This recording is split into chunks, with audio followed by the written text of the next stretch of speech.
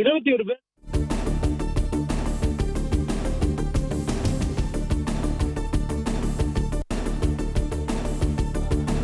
இன்று பதவியேற்க இருக்கும் அமைச்சர்கள் யார் யார் என்ற அறிவிப்பு வெளியாகியிருக்கிறது. ஆளுநர் மாளிகை இந்த அறிவிப்பினை வெளியிட்டிருக்கிறது. தூத்துக்குடி ஸ்ரீநாத், அவினாசி கமலி இன்று அமைச்சர்களாக பதவியேற்கின்றனர் என ஆளுநர் மாளிகை தரப்பில் அறிவிப்பானது வெளியாகியிருக்கிறது. அதேபோல் குமாரபாளையம் விஜயலட்சுமி, காஞ்சிபுரம் ரஞ்சித்குமார், கும்பகோணம் வினோத் அமைச்சர்களாக பதவியேற்கின்றனர். அண்மைச் செய்தி, பதவியேற்க இருக்கும் அமைச்சர்கள் யார் யார் என்ற அறிவிப்பானது வெளியாகியிருக்கிறது. தூத்துக்குடி ஸ்ரீநாத், அவினாசி கமலி இன்று அமைச்சர்களாக பதவியேற்கின்றனர். குமாரபாளையம் விஜயலட்சுமி, காஞ்சிபுரம் ரஞ்சித்குமார், கும்பகோணம் வினோத் அமைச்சர்களாக பதவியேற்கின்றனர். திருவாடானை ராஜீவ், கடலூர் ராஜ்குமார், அரக்கோணம் காந்திராஜ், ஒட்டப்பிடாரம் மதன் ராஜா அமைச்சர்களாக இன்றைய தினம் பதவியேற்க இருக்கிறார்கள். விரிவான தகவல்களோடு இணைகிறார் எமது செய்தியாளர் மாணிக்கம். மாணிக்கம், அமைச்சர்கள் யார் யார் என்ற அறிவிப்பானது வெளியாகியிருக்கிறது, முழு விவரங்கள் என்ன? தமிழக வெற்றிக் கழக அரசினுடைய அமைச்சரவை விரிவாக்கத்தில் இன்று தினம் 23 பேர் பொறுப்பேற்கிறார்கள். அமைச்சர்களாக பொறுப்பேற்கக்கூடியவர்களுடைய விவரங்கள் பட்டியலாக வெளியாகி இருக்கிறது. 23 நபர்களுடைய பெயர் பட்டியலில் முதலமைச்சர் விஜயன் அவர்களுடைய நண்பரும் அதேபோன்று தூத்துக்குடி சட்டமன்ற உறுப்பினருமான ஸ்ரீநாத் அவர்கள் இடம்பெற்றிருக்கிறார். அதேபோன்று அவினாசி சட்டமன்ற தொகுதியினுடைய சட்டமன்ற உறுப்பினர் கமலி, குமாரபாளையம் சட்டமன்ற உறுப்பினர் விஜயலட்சுமி, காஞ்சிபுரம் சட்டமன்ற உறுப்பினர் ரஞ்சித்குமார் ஆகியோருக்கு அமைச்சர்கள் இடம்பெறுவதாக அறிவிப்பு கொடுக்கப்பட்டிருக்கிறது. கும்பகோணம் சட்டமன்ற உறுப்பினர் வினோத், திருவாரணை சட்டமன்ற உறுப்பினர் ராஜீவ், கடலூர் சட்டமன்ற உறுப்பினர் ராஜ்குமார், அரக்கோணம் சட்டமன்ற உறுப்பினர் காந்திராஜ் ஆகியோர் அமைச்சர்கள் இடம்பெறுகிறார் என்ற தகவலும் சொல்லப்பட்டிருக்கிறது. அதே போன்று ஒட்டப்பிடாரம் சட்டமன்ற தொகுதியினுடைய உறுப்பினர் மதன் ராஜா, ராஜபாளையம் சட்டமன்ற உறுப்பினர் ஜெகதீஸ்வரி, கிள்ளியூர் காங்கிரஸ் கட்சியுடைய சட்டமன்ற உறுப்பினர் ராஜேஷ்குமார், ஈரோடு கிழக்கு சட்டமன்ற உறுப்பினர் விஜய் பாலாஜி ஆகியோருக்கு அமைச்சர் இடம் இருப்பதாகவும் தற்பொழுது அதிகாரப்பூர்வமான அறிவிப்பு கொடுக்கப்பட்டிருக்கிறது. மேலும் நாமக்கல் மாவட்டம் ராசிபுரம் சட்டமன்ற தொகுதியினுடைய உறுப்பினர் லோகேஷ் தமிழ்ச்செல்வன், சேலம் தெற்கு சட்டமன்ற தொகுதியினுடைய உறுப்பினர் தமிழன் பார்த்திபன், ஸ்ரீரங்கம் சட்டமன்ற உறுப்பினர் ரமேஷ், மேலூர் காங்கிரஸ் சட்டமன்ற உறுப்பினர் விஸ்வநாதன் ஆகியோரும் சட்டமன்றத்தினுடைய உறுப்பினர்கள் அனைவரும் தற்பொழுது இவர்கள் அனைவரும் அமைச்சர்கள் இடம்பெறுவார்கள், அமைச்சர்களாக பொறுப்பேற்கிறார்கள் சொல்லப்பட்டிருக்கிறது. மேலும் ஏற்கனவே சென்னையில 5 அமைச்சர்களை கொண்டிருக்கக்கூடிய தமிழக வெற்றிக் கழகம் தற்பொழுது கூடுதலாக சென்னை வேளச்சேரி சட்டமன்ற உறுப்பினர் குமார் அவர்களை அமைச்சர்கள் இடம்பெற வைத்திருக்கிறது. ஏற்கனவே முதலமைச்சர் விஜய் சென்னை பெரம்பூர் தொகுதியினுடைய சட்டமன்ற உறுப்பினர், அதே போன்று ஆதவர்ஷன் அவர்கள் சென்னை வில்லிவாக்கம் சட்டமன்ற உறுப்பினர், அதே போன்று ஆனந்த் அவர்கள் சென்னை டி நகர் சட்டமன்ற தொகுதியினுடைய உறுப்பினர், அதேபோன்று வெங்கட்ராமன் அவர்கள் மயிலாப்பூர் சட்டமன்ற தொகுதியினுடைய உறுப்பினர் என இவ்வாறு இவர்கள் சட்டமன்றத்தினுடைய சென்னையுடைய சட்டமன்ற உறுப்பினராக இருக்கக்கூடியவர்களே அமைச்சர் இடம்பெற்றிருக்கக்கூடிய சூழல்ல தற்பொழுது வேளச்சேரி சட்டமன்ற தொகுதியினுடைய உறுப்பினர் குமார் அவர்களும் அமைச்சர்கள் இடம்பெறுகிறார் என்ற தகவல் சொல்லப்பட்டிருக்கிறது. மேலும் இதனைத் தொடர்ந்து தற்பொழுது ஸ்ரீபெரும்புதூர் சட்டமன்ற தொகுதியுடைய உறுப்பினர் தென்னரசுக்கு சட்டமன்ற உறுப்பினராக இருக்கக்கூடிய அவர் அமைச்சர்கள் இடம்பெறுகிறார் என்றும் சொல்லப்பட்டிருக்கிறது. கோவை வடக்கு சட்டமன்ற தொகுதியுடைய உறுப்பினர் சம்பத்குமார், அறந்தாங்கி புதுக்கோட்டை மாவட்டம் அறந்தாங்கி சட்டமன்ற தொகுதியினுடைய உறுப்பினர் முகமது பர்வேஸ், தாம்பரம் சட்டமன்ற தொகுதியினுடைய உறுப்பினர் சரத்குமார், சென்னையுடைய ஆர்கே நகர் சட்டமன்ற தொகுதியினுடைய உறுப்பினர் மரியவில்சன் ஆகியோரும் சட்டமன்ற உறுப்பினர்கள் இவர்கள் அனைவரும் தற்பொழுது அமைச்சர் இடம்பெறுவார் என்றுதான் சொல்லப்பட்டிருக்கிறது. கிணத்துக்கடவு கோயம்புத்தூர் மாவட்டம் கிணத்துக்கடவுடைய சட்டமன்ற உறுப்பினர் விக்னேஷ் அவர்களுக்கும் இந்த முறை அமைச்சர் இடம்பெறுகிறார் என்ற தகவல் சொல்லப்பட்டிருக்கிறது. இது அனைத்தும் அதிகாரப்பூர்வமான தகவலாக சொல்லப்பட்டிருக்கிறது. கோயம்புத்தூர் மாவட்டத்தில் உள்ள 2 சட்டமன்ற உறுப்பினர்கள் அமைச்சர் இடம்பெற்றிருக்கிறார்கள். ஒன்று கோவை வடக்கு சம்பத்குமார், இன்னொன்று கிணத்துக்கடவு விக்னேஷ் ஆகிய இருவரும் கோவை மாவட்டத்தினுடைய சட்டமன்ற உறுப்பினர்கள். அவர்கள் தற்பொழுது சட்டமன்றத்தினுடைய உறுப்பினராக இருக்கக்கூடிய நிலையில் அமைச்சர் இடம்பெறும் என்று சொல்லப்பட்டிருக்கிறது. சென்னைக்கு பொறுத்தவரையிலும் சென்னையில் தான் அதிக சட்டமன்ற உறுப்பினர்கள் அமைச்சர் இடம்பெற்றிருக்கக்கூடிய நிலையை நாம் பார்க்க முடிகிறது. முதலமைச்சர் விஜய் தொடங்கி அதே போன்று ஆர்கே நகர் மரியவில்சன் வரையிலுமான சட்டமன்ற உறுப்பினர்கள் சென்னையினுடைய சட்டமன்ற உறுப்பினர்கள் தான் அதிக அளவில் அமைச்சர் இடம்பெற்றிருக்கிறார்கள்.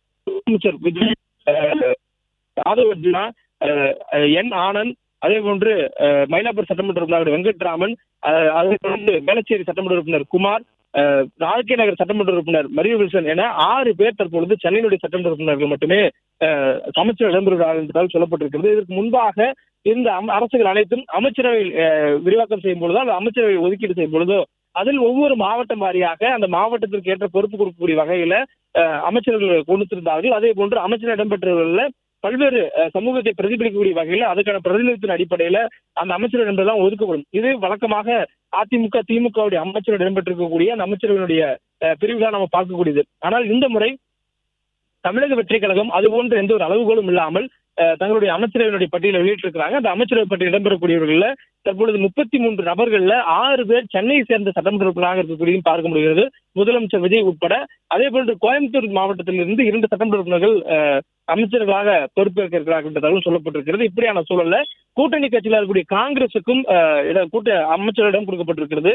இதன் மூலமாக தமிழ்நாட்டில் 1967க்கு பிறகாக 59 ஆண்டுகளுக்கு பிறகு அமைச்சரவைக்குள்ளாக காங்கிரஸ் இடம்பெறுகிறது. அதே போன்று தமிழ்நாடு இதுவரையும் பார்த்திராத ஒரு கூட்டாட்சியை பார்க்க இருக்கிறது. அதாவது ஒரு கூட்டணி அரசை பார்க்க இருக்கிறது.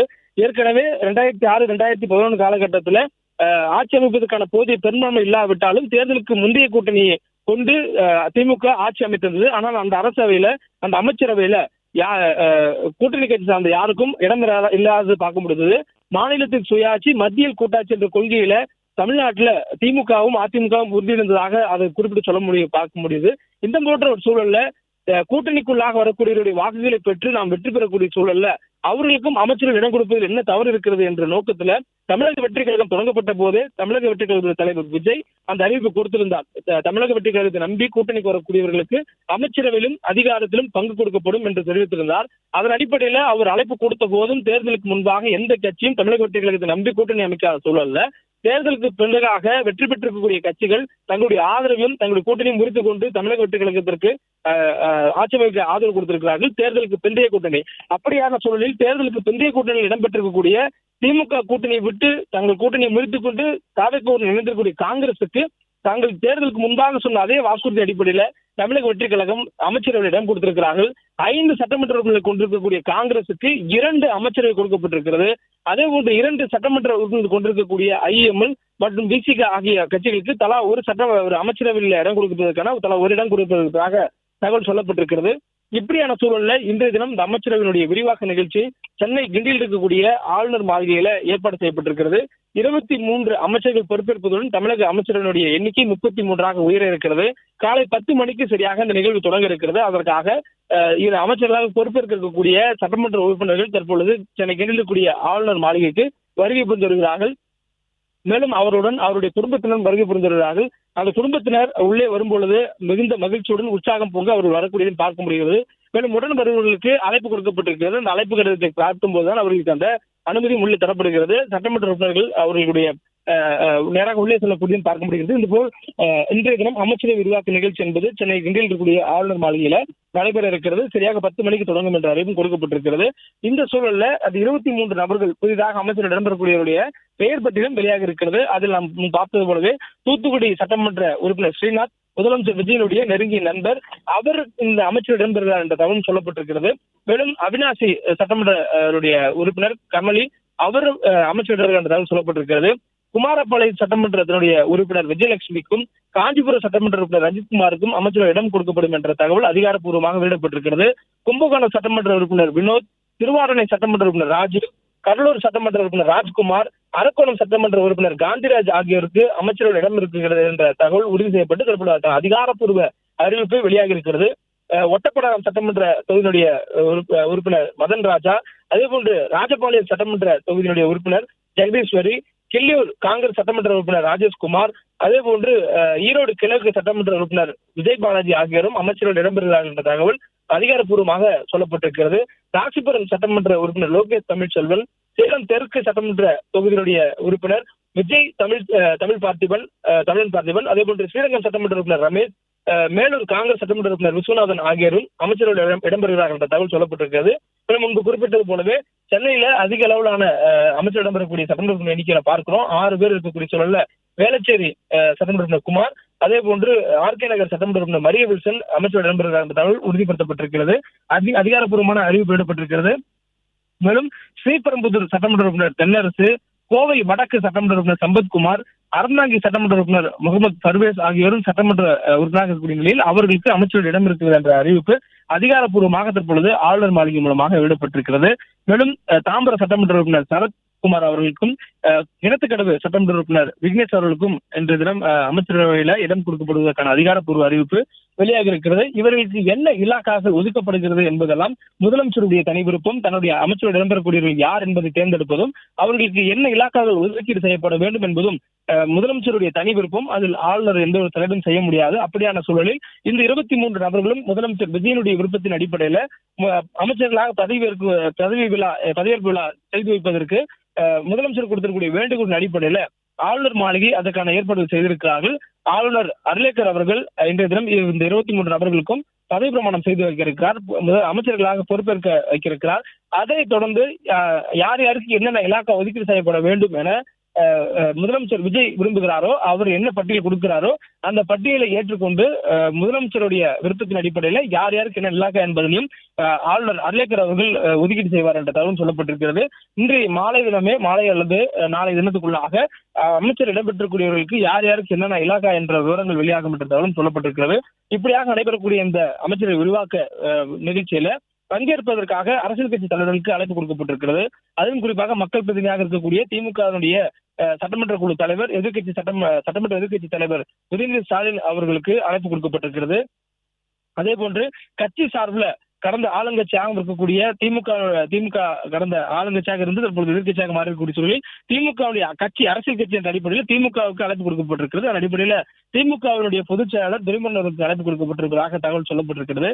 மேலும் திமுக கூட்டணியில் அங்கம் வைத்தாலும் தமிழக வெற்றி கழகம் அரசு அமைப்பதற்கு ஆதரவு வழங்கியிருக்கக்கூடிய விடுதலை சிறுத்தைகள், இந்திய கம்யூனிஸ்ட், மார்க்சிஸ்ட் கம்யூனிஸ்ட் கட்சி மற்றும் இந்திய யூனியன் முஸ்லீம் லீக் கட்சியினுடைய தலைவர்களுக்கும் அழைப்பு கொடுக்கப்பட்டிருக்கிறது. அவர்களும் இன்றைய தினம் அமைச்சரவை விரிவாக்க நிகழ்ச்சியில பங்கேற்பார்கள் என்ற தகவல் சொல்லப்பட்டிருக்கிறது.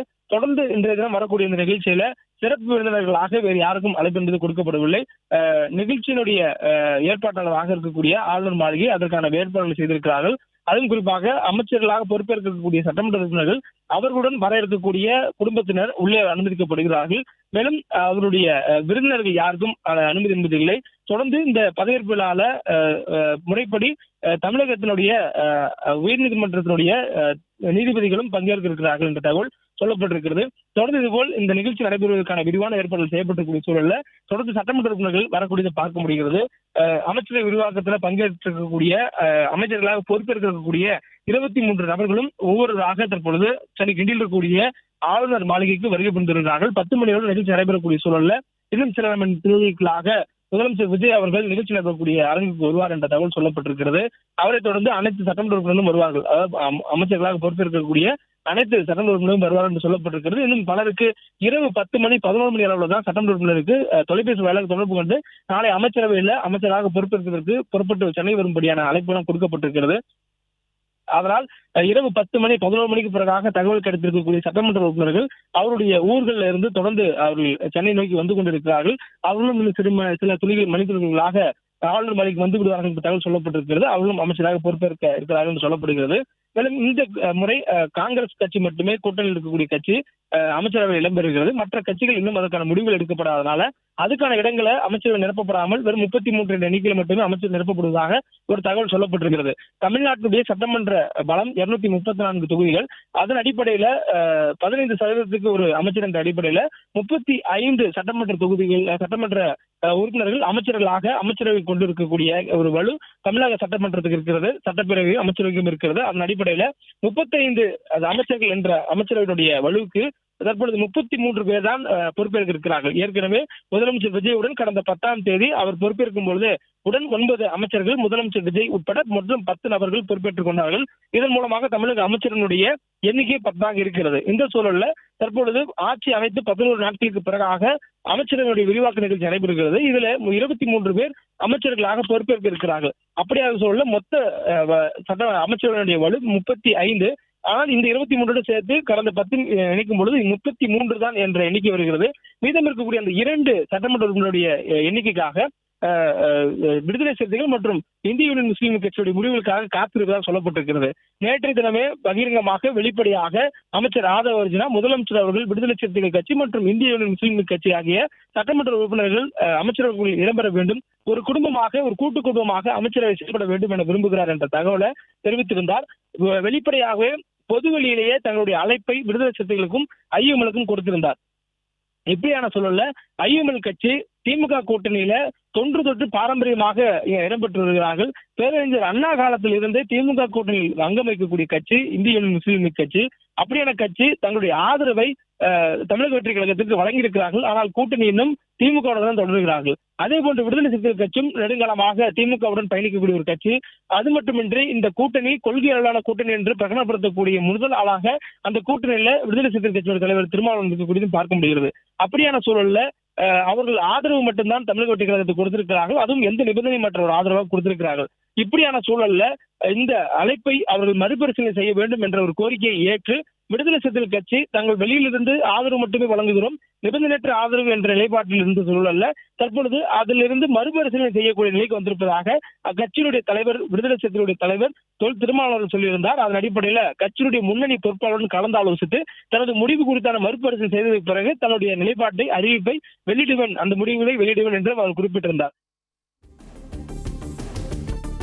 பிளே ஸ்டோர் மற்றும் ஆப் ஸ்டோரில் இருந்து பாலிமர் செயலியை QR கோடு மூலம் பதிவிறக்கம் செய்யுங்கள்.